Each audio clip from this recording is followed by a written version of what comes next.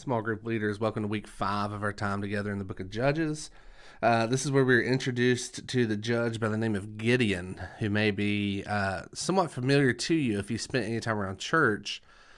You likely know who Gideon is. If you spent any time at hotels, you've seen Gideon Bibles in the drawers.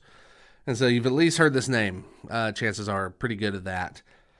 So Gideon, we're actually going to spend 2 weeks on him. We could spend 2 years on Gideon. Gideon is a crazy story of a man who was wildly faithful to the Lord and wildly reluctant in that faithfulness.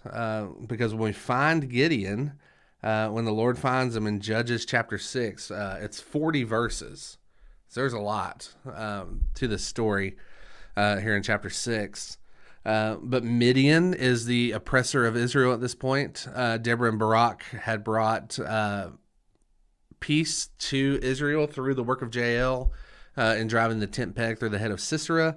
They experienced some freedom, and again, the people of Israel were told in the beginning of chapter 6, did what was evil in the sight of the Lord. They had done what was right in their own eyes, and they had forgotten the Lord's faithfulness and the hand of deliverance that was given to them. And Midian had come in and captured them. If you remember the cycle, Israel's disobedience, judgment rather, is brought to the people of Israel through a foreign oppressor. So that's Midian in this case. The people of Israel are crying out for help. They're crying out for God to save them. He's going to raise up a judge like he always does in the person of Gideon. But we find Gideon here actually hiding in a wine press because he doesn't want the Midianites to steal his food, and so he is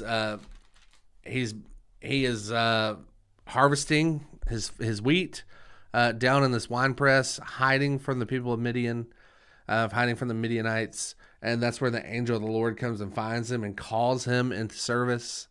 And Gideon is wildly reluctant to do so. He doesn't want to. He doesn't want to fight. He's like, who am I? I'm kind of the weakest of my entire family.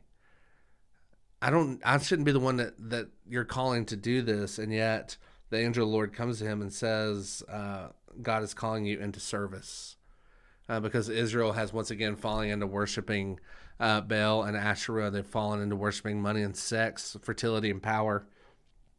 And Israel is worshiping alongside of them.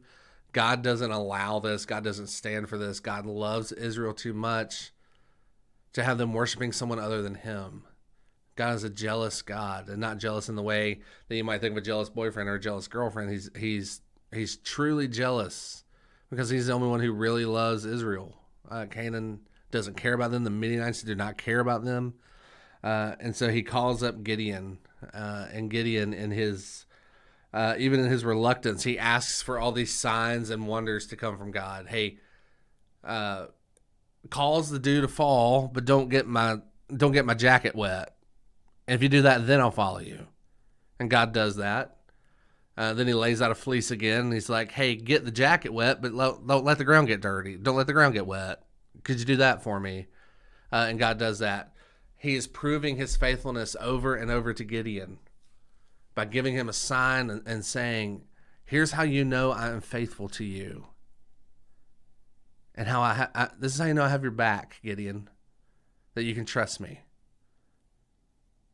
For us, for the Christian, living on this side of Judges, on this side of Calvary, on this side of the cross, and in this certain and particular place in redemptive history, we don't have to ask for signs and wonders now because we have been given the ultimate sign and the ultimate wonder in the person of Jesus. Hebrews chapter 1 tells us that long ago and in many times and in many ways, God spoke through the prophets, but he has given us Jesus.